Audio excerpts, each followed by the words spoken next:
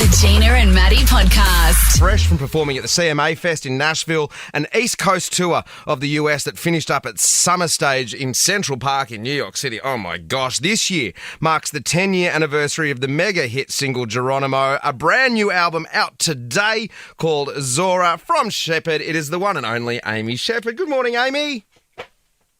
Hey team, how are you? Oh, good, Very Amy. good. Congratulations on the new album. We're so excited for you. Oh, thank you. I'm really excited too. It's been a long time coming and it's finally out. I have to just squeeze in because Amy, on radio, breakfast radio now over here in Australia, I'm trying to convert everyone into being country music lovers, and one at a time. And You're doing a good job. Like, country is hot. I know, right? And I love how you're coming over into the country family. You're like a emerging successful solo country music artist, obviously. You had a number one independent single airplay on the US country radio charts and a number one overall airplay single on country radio in Australia. You're on Lee Kerrigan's Spirit of the Anzacs, Wolf Brothers Kids on cassette, and now living the dream, living in Nashville. How's Nashville? Yeah, it's going really well. We've been there for 8 months now, which I can hardly believe because we've been traveling so much, but it's great. We're really loving it. I won't lie, winter was a bit of a challenge because it snowed. We had like record-breaking snow. But when we went over to Australia, when we returned, it was like a new city. It just like came to life with music and flowers, and now we're just like really, really loving it. Oh, how hot is it? Because you're in summer now, right now. So how hot is it? It's so randomly. We're actually driving back to Nashville at the moment. So we're in Virginia, of all places, but it's like 35 degrees here, and I think Nashville's getting the heat wave as well. So we're just like relishing in the summer. Amy, It gets really hot. You're on the road, so are you driving from New York to Nashville? Is that what you're doing? Yeah. We just finished our tour, which went really well, and we're heading to Nashville for a couple of weeks before we start touring again. So part of the reason we chose Nashville is because it was so central, and you can drive either way, up or down, and you're in a really cool city. So that's there's a definite benefit. There's a lot of Aussies there too, aren't there, Amy? So you've got there's Casey Barnes, there's yourself, my mate Wesley Dean is there. Are you trying to like have this Aussie clique, or are you trying to avoid becoming like a part of Australia in Nashville and trying to immerse yourself in the Americanness of it? Oh, we love it. It's so nice to have some familiar faces around when you really need it.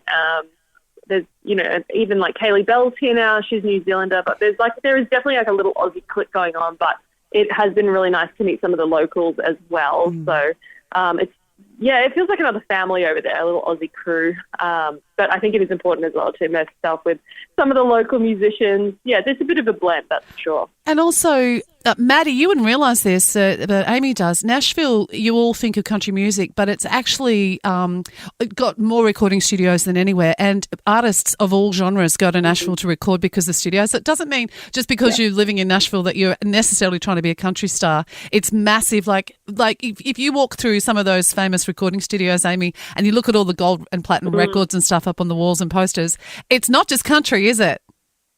No, it's crazy, and it's getting like busier than ever with people moving from LA. It's a great lifestyle. I mean, it's sort of similar to Brisbane, which is why we love it, because it's I thought the same. Like the river through the city, and it's got that muddy river. Yeah, it's a big country town. Yeah. Oh, love it. So, people are really friendly. It's the traffic's not too bad, and the music is insane. It's like everybody in Nashville does music, is a songwriter, or their husband's a producer, whatever it is. Like it's just like we're definitely a music city, and not just country. It's all types of music, so we've been relishing in it. I touched on it before, the 10-year anniversary since Geronimo went huge. That must feel like a bit of a blur for you. 10 years. Can we wind the clock back a little bit? Can we get a little bit of that Sheppard story? Was it like someone wanted to form a band and mum and dad are kind of like, well, you have to take your sisters along. You have to take your sister and brother if you're going to do it. Much. Pretty much. It was.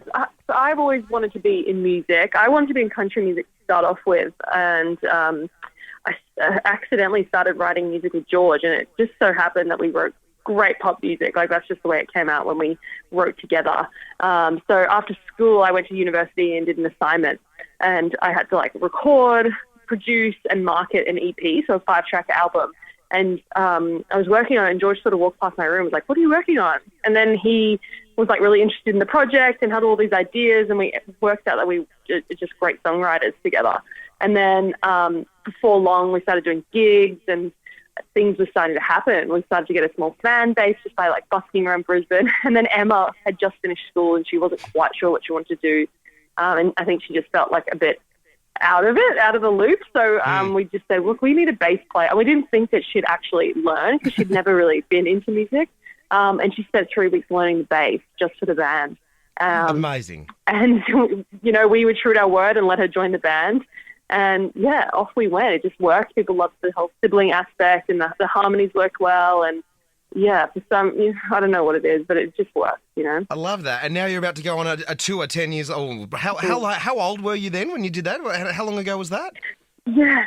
So, 10 years ago was Geronimo. So we had Let Me Down Easy first. Yeah. And then we wrote Geronimo, and that took us international. And it just feels like yesterday, really. So it's still so relevant to us and, like, prominent in our daily lives that it doesn't feel like 10 years. But, yeah, I guess we blinked and here we are 10 years later. Still singing Geronimo. It's it's going viral again on TikTok. And it still feels really, such a great song. One of those, yeah, thank you. We just I don't know what happened that day. We just, the music gods were on our side. Sometimes it just happens, doesn't it? But so inspiring, your story as a family and the success and smash hits. So, I just love getting to talk to you, Amy, and so excited for your future. We love you guys here, and country music loves you as well. Oh, thank you. Hopefully see you over here soon. Yeah, I hope do some writing if you come over. Yeah. And, I'll bring Maddie. We'll all come. Sounds we'll take the show on the road. Take the show on the road. I know you're big in the... just quickly, I know you're big in the body positivity world. You're out here, I think it was last year or the year before last, talking in Sydney on that space. And we've seen a bit of a push recently here in this country on social media and increasing the age on kids going from 13 to 16 and trying to get a push to make that law. And just in the world of celebrity, which I guess you are a part of because musicians are in that world, we're seeing a lot more almost of a skinny culture coming back into the frame with the weight loss drugs and stuff. Do you think that the increasing the age of social media for kids is a good thing? And do you have an opinion on how the world is going again? Yeah, I think, look, if I had kids, I would want to keep them off social media as long as possible. I think it's definitely a space for adults because I just can't imagine growing up with that. We had it bad enough in the 90s with, like, all the magazines and the TV. I think with TikTok and Instagram, it's like a whole lot, they're just exposed to so much, and it's very hard to control as parents, I'm sure. So I would be all for that. But also just I think the best thing you can do is educate your children, make sure they know their worth outside of the parameters of Instagram, what they look like, and make sure they have, going outside and getting skills. Because I think the best confidence building is when you can do really cool things outside of what you look like. And yes, I have noticed that thin seems to be coming back in, which is definitely concerning.